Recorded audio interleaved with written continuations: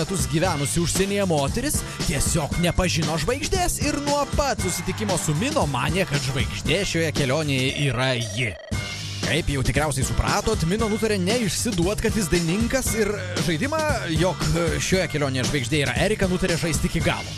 Atvykę į Turkiją ir įsikūrę savo naujose namuose, keliautojai susitiko viešbučio restorane.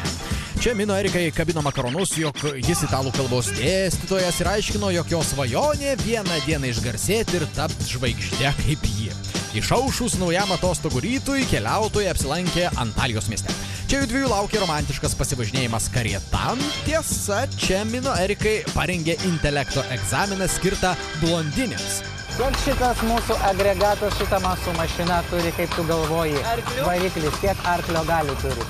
2, 1, 2, jo. Tai kas čia blonzai iš mūsų? Nu, išlaikė egzaminą. Po egzamino, kurį Erika išlaikė net negalvojus, keliautojai riedėjo karieta toliau. Mino nepraleido progos dar kartą papostringauti, jog jis keliauja su didelė žvaigždė. Mojuogi tu žvaigždė. Мы везем суперстар. Mindė. Спасибо. Спасибо, Эрика. Big superstar. Спасибо, приятно. Kol kas Mino mulkint savo pakeleivę sekės kuo puikiausiai, bet kaip Erika reaguos paaiškėjus tiesai, juk dėl tokių pokštų galima įsižeisti ir ne juokai supykti.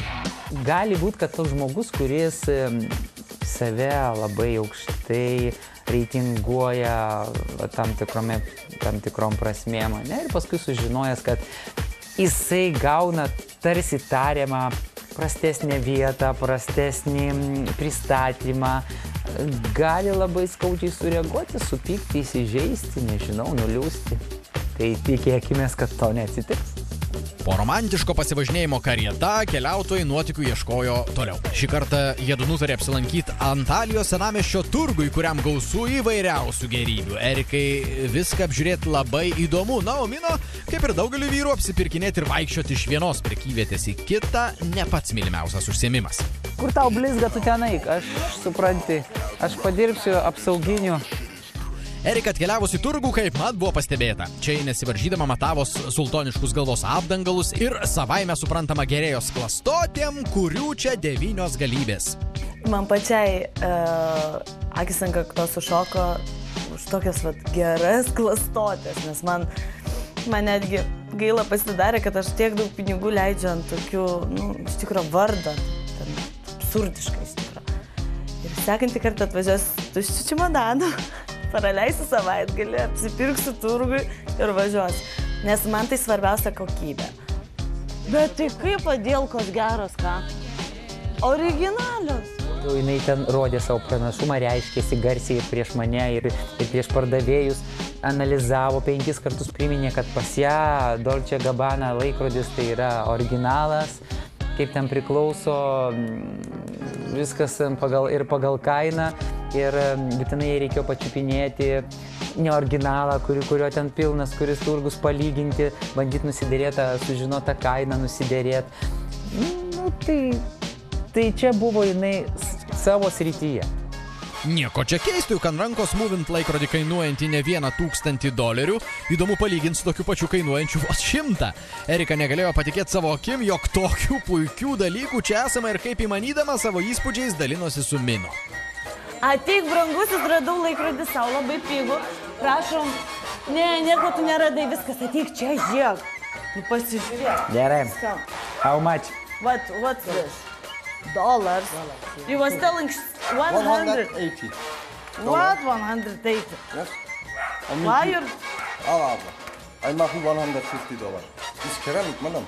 I know, but it's ceramic. Žodžiu taip, kurį čia turi palauk, kurį čia dabar perki, šitas ar šitą perki čia? Nejuokink, šitas tu čia. Look, this is add-in copy. Kiek čia, $150? Jo. Gerai, palieku tave 10 minučių, už stolniką nusiderėsi, pirksim. Rimtai? Man tai svarbiausia kokybė, o ten kokybė tai tikrai yra gera. Ir super, aš tikrai, kaip taip gali būti, ten visus tos apčiupinėjau, žiūrinėjau, galvoju, Dieve tu mano, tikrai verta, ką jie tenai prašo, tikrai. Nes originalai kainuoja, tikrai kokie 100 kartų daugiau. Erika visgi nutarė, jog antras laikrodis jai visiškai nebūtinas, tad stabtelėjo kitoje stotelėje ir šį kartą prie rankinių. Klausyk, kadangi tu čia už mane daugiau išmanai, prašom man pasakot, kaip tu atskirtum, originalas ar padėlka?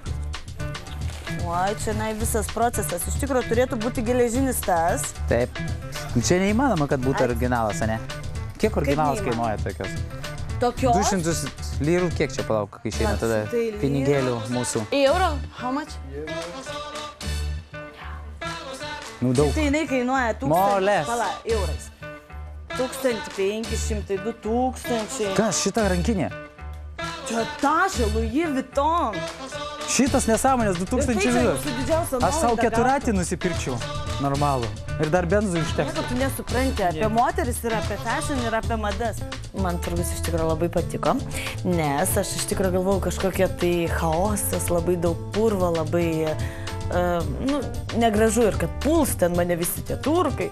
Nieko panašaus, viskas labai super, iš tikrųjų labai tvarkingai, labai gražiai, viską, na aišku, jie savo prekę pardavinėja ir viskas labai tvarkingai iš tikrųjų. Kodėl Erikai trumpam teks pamiršti madas, rožinę spalvą bei ekstravagantišką avalinę ir svarbiausia, kaip ji atras Mindaugą Mindemino, sužinosite po pertraukėlės.